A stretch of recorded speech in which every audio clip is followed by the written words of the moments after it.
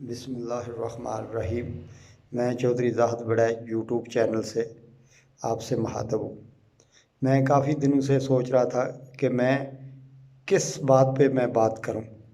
तो पहले मैंने कोशिश की कि मैं बात समझ सकूँ कि हमारे मुल्क में इस वक्त मसला है क्या, जिस पे यानी लोगों को मतलब परेशान किया हुआ है ये इस गवर्नमेंट ने भी और इन करप्ट अनासर ने भी और इदारों ने भी। इनमें असल प्रॉब्लम है क्या, जहाँ पे ये मुल्क हमारा जो है ना, इंशाल्लाह ताला वो तो आगे बढ़ रहा है, लेकिन ये रुकावटें कहाँ कहाँ खड़ी कर रहे हैं। ये मैंने काफ़ी रिसर्च की और रिसर्च के बाद मैंने सोचा चलो आज मैं आपसे ये बातें शेयर करता हूँ, जो कुछ मैंने समझा या जो मेरी समझ में आया है या लोगों से मैं जो मिल के बातें की या लोग क्या सोच रहे हैं। मैं तीनों पे बात करूँगा कि हमारे इदारे क्या सोच रहे हैं, हमारी आवाम क्या सोच रही है और ये करप्ट अनासर क्या सोच रहे हैं। इन तीनों का मैं आपको आज ऐसी बातें करूँगा, जिससे शेयर करूँगा, जिससे आपको वाज़ेह मतलब इनका पता चल जाएगा कि ये चाह क्या रहे हैं तीनों। तो मैं बात शुरू करूँगा कि हमारे मुल्क में इस वक्त जो है ना सदारती निज़ाम की गूंजें उठ रही हैं। तो सदारती निज़ाम जो है ना, उसमें प्रॉब्लम है क्या, तो उस पे मैं बात करूँगा।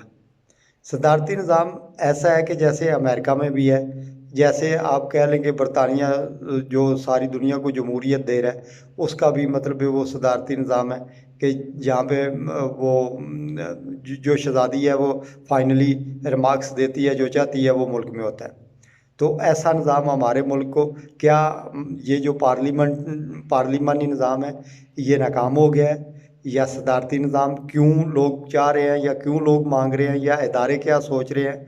इसमें प्रॉब्लम ये है कि ये जो 18वीं तरमीम है ना, ये इस पे आपको पता है कि जो नून लीग है या पार्टी है, जो भी पार्टी है, वो इस पे चीखें क्यों लगा रही है कि 18वीं तरमीम को अगर कोई हाथ लगाएगा तो हम जान दे देंगे, जान ले लेंगे। तो इस पे मैं बात करूँगा कि इसमें असल में प्रॉब्लम है क्या। इसमें प्रॉब्लम जो मुझे नज़र आई है ना, वो ये है कि 18वीं तरमीम की शिक जो 48 नंबर है, उसका पैरा जो है 6 नंबर और 7 नंबर, उसमें इन लोगों ने मिल के एक कानून पास किया हुआ है, जिसका मतलब ये है कि पार्लियामेंट के बगैर आप सदारती निज़ाम चाहे वाम जो मर्ज़ी कर ले, इदारे जो मर्ज़ी कर लें, जब तक पार्लियामेंट नहीं उसको अप्रूवल करेगी, आप सदारती निज़ाम मुल्क में राज नहीं कर सकते। यानी जिसे कहते हैं रेफरेंडम कराना, यानी एक सदारती निज़ाम के लिए अगर वज़ीर आज़म चाहे भी तो वो भी नहीं कर सकता, अगर सदर भी चाहे वो भी नहीं कर सकता। तो इस वक्त सभी लोग ये तो कह रहे हैं कि सदारती निज़ाम होना चाहिए। इस पार्लिमानी निज़ाम ने हमारे मुल्क को बहुत पीछे धकेल दिया है, आगे भी रुकावटें खड़ी हो रही हैं, क्योंकि ये माफिया ने तैयार किया है जो भी है 18वीं तरमीम का जो शिके हैं। तो इन्होंने आखिरी जो कील है वो भी ऐसी ठोक दी है कि अगर हमारी मर्ज़ी नहीं होगी, पार्लियामेंट की यानी कौमी असम्बली और सेनेट की मर्ज़ी नहीं होगी, तो ये कानून भी नहीं आप लागू कर सकते। वो ऐसे कि मिसाल मैं आपको ऐसे दूंगा कि सभी लोग कहते हैं कि एहतसाब होना चाहिए, एहतसाब होना चाहिए, और जो लोग कह रहे हैं उन्होंने तो करप्शन की है, एहतसाब करेगा कौन। इदारे जो हैं हमारी, जो जजेस जो है, वो अदालतें जो हैं, वो चाह के भी उन्होंने रिमार्क्स भी दिए हैं, उन्होंने बड़े अच्छे रिमार्क्स दिए हैं कि मुल्क में जो मतलब निज़ाम है वो जो फैसले हैं वो जल्दी से जल्दी होने चाहिए। उसके लिए जजेस की ज़्यादा ज़्यादा जजेस भर्ती करने चाहिए, उनको नौकरी देनी चाहिए, ताकि मुल्क में जो अफरा तफरी है ये ख़त्म हो सके, ताकि हमारा मुल्क तेज़ी के साथ आगे बढ़ सके जैसे दुनिया बढ़ रही है। शुक्र अल्हम्दुलिल्लाह। जो अगर कोरोना की बात करेंगे तो वो तो हमारे मुल्क में अल्लाह की ख़ास अनायत है, ख़ास रहमत है, उससे तो हमारी जान छूट गई है। कुछ है उसके लिए हमें एहतियात करने की ज़रूरत है। आवाम को मैं इसलिए कहता हूँ कि आवाम क्या सोच रही है और आवाम की क्या गलती है इसमें। आवाम ये तो सोच रही है कि हमें कुछ ना कुछ मिलना चाहिए, चाहे सदारती निज़ाम से मिले चाहे पार्लिमानी निज़ाम से मिले। लेकिन उन्होंने हमारे ज़हनों को, हमारे मतलब दिमाग को, सोचने की सालियत को इस तरह मफलूज कर दिया है कि हर आदमी, यानी आप ये देख लेना, किसी बंदे के साथ कोई बात करो तो जो भी होता है वो कहता है वो अगर खाते थे लगाते थे, वो लगाते भी तो थे। यानी हम ये सोच नहीं रहे कि हमारा ही 100 रुपया लेकर हमें 10 रुपये दे रहे हैं और 90 रुपये हमारे खा रहे हैं, और हम कह रहे हैं कि यार कुछ ना कुछ तो करते थे। क्या करते थे? हमारा 100 का 100 ही हड़प कर जाते थे। और इस वक्त जो इसमें मतलब जो रुकावट सबसे ज़्यादा बढ़ रही है, ये जो माफिया का, मैं कहता हूँ कि माफिया ने हमारे मुल्क को पीछे धकेला है। इनका तरीक़ाकार क्या है हमारे मुल्क में, ये आप सुन के हैरान हो जाएंगे कि 20% कमीशन किसी भी मतलब आपने पुल बनाना है, आपने सरकारी इमारत बनानी है, आपने सड़क बनानी है, आपने कोई भी सरकारी ठेका देना है, उसमें 20% तो लीगल तरीका है कि 20% कमीशन है, और उसके ऊपर आप लोग डिमांड कर रहे हैं। आप खुद अंदाज़ा करें, जितने भी MPA या MNA, हो सकता है कि मेरी सोच गलत हो, ये सभी सोचते हूँ कि हमें अच्छे काम करने चाहिए, अच्छे करते भी हैं, इनमें लोग अच्छे भी हैं, मैं ये नहीं कह रहा कि सारे गलत हैं। लेकिन ये देखो कि अगर 20% कमीशन इन्होंने पहले ही तय कर रखा है तो मुल्क कैसे आगे बढ़ेगा? आप ही बता दें। सड़कें कैसे 10 साल या 20 साल निकालेंगी? पुल कैसे नहीं गिरेंगे?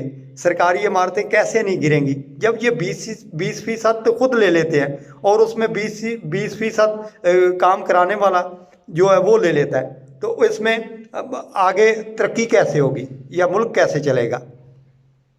अब सभी लोग ये सोच रहे हैं कि अगर मतलब सदारती निज़ाम इनकी मर्ज़ी के बगैर नहीं आ सकता तो इसका मतलब है कि कुछ भी नहीं इस मुल्क में हो। सरकारी इदारे भी सोच रहे हैं कि ऐसा होना चाहिए, लेकिन किसी को भी नाउम्मीद नहीं होना चाहिए। इंशाअल्लाह ताला उम्मीद का दामन रखना चाहिए। जिस अल्लाह ताला की ज़ात ने हमारे मुल्क में ये कोरोना जैसी वबा जो पूरी दुनिया को लपेट में जिसने लिया हुआ है, इसको सुरखरू किया है हमारे मुल्क को, आप समझ लें कि दुआओं की वजह से या अल्लाह की ख़ास रहमत, अल्लाह के ख़ास नेक बंदू की वजह से, तो इंशाअल्लाह ताला ये भी निज़ाम आएगा और इंशाअल्लाह ताला यही लोग पास करेंगे। उम्मीद का दामन नहीं छोड़ना चाहिए।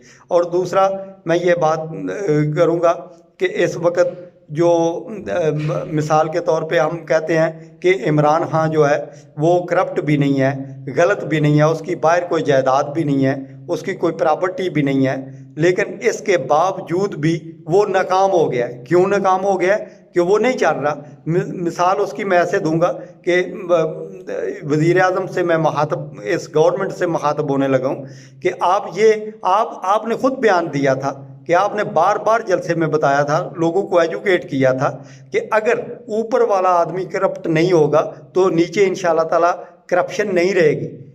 मिसाल मैं ऐसे दूंगा जो सारी दुनिया जानती है कि अगर पंजाब में जो वज़ीर आला है वो करप्ट है तो इसका मतलब है आपकी मर्ज़ी उसमें शामिल है। अगर आपकी मर्ज़ी शामिल नहीं है तो फिर ऐसा बंदा जिसके जीज़ो कारब, उसके दोस्त अहबाब हमारे सूबा पंजाब को लूट के खा रहे हैं, तो आप क्यों नहीं एक्शन ले रहे? अगर आप एक्शन देंगे तो तभी आवाम आपको ये उम्मीद करेगी कि आप वाकई दयानतदार हैं, आप करप्ट भी नहीं हैं।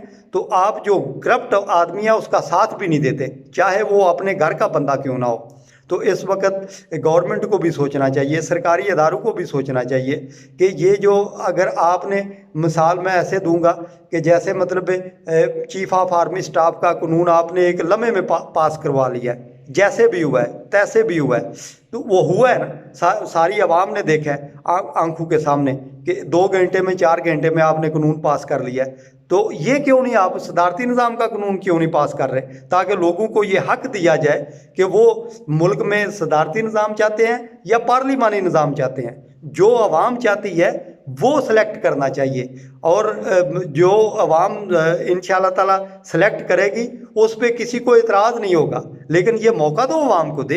एक दफ़ा आपने इतने सालों से आप लोगों ने, सरकारी इदारों ने, आपने सियासतदानों ने, मैं किसी की एक की बात नहीं कर रहा, सभी को मैं कह रहा हूँ कि सब ने अपना मतलब हिस्सा लिया है, बार बार हिस्सा लिया, वज़ीर आज़म बार बार बने, तो एक दफ़ा अवाम को भी मौका दें को ये भी फैसला कर सकें कि ये सदारती निज़ाम चाहते हैं या पार्लिमानी निज़ाम चाहते हैं। तो आपकी बड़ी मेहरबानी होगी कि ये जो मैं मेरा यूट्यूब चैनल जो है इसको ज़्यादा से ज़्यादा शेयर करें, ज़्यादा से ज़्यादा सब्सक्राइब करें, ताकि लोगों तक ये मैसेज पहुंच सके कि ये 18वीं तरमीम जो है इसको क्यों नहीं हाथ लगाने देते। इसकी ये वजह ये है कि इनको पता था कि हम जो कोई भी आदमी जब चोरी करता है ना, तो वो ये सोचता है कि थाने में जब पता चलेगा तो एक ना एक दिन तो पता चलना है, तो इसलिए SHO के साथ पहले ही मिली भगत कर लो ताकि वो एक्शन ही ना ले सके।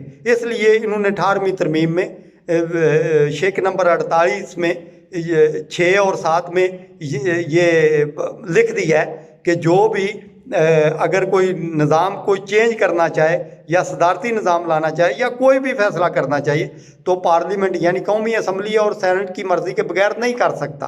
अब मुल्क में ऐसा नहीं हो सकता कि अगर सदर चाहें या चीफ ऑफ आर्मी स्टाफ चाहें या जजेस चाहें सुप्रीम कोर्ट के, तो वो कर सकते हैं।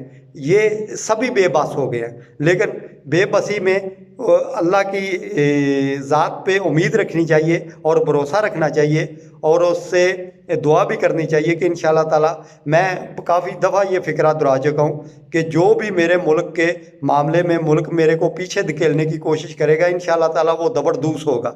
चाहे वो इदारा हो, चाहे वो फ़र्द हो, चाहे वो कोई भी मुल्क हो, इंशाल्लाह ताला मेरे मुल्क ने आगे जाना है और उसी का नाम कायम रहना है जिसने मेरे मुल्क को आगे जाने में उसकी मदद करनी है, उसके लिए दुआ करनी है, उसके लिए जो हो सकता है वो करना चाहिए।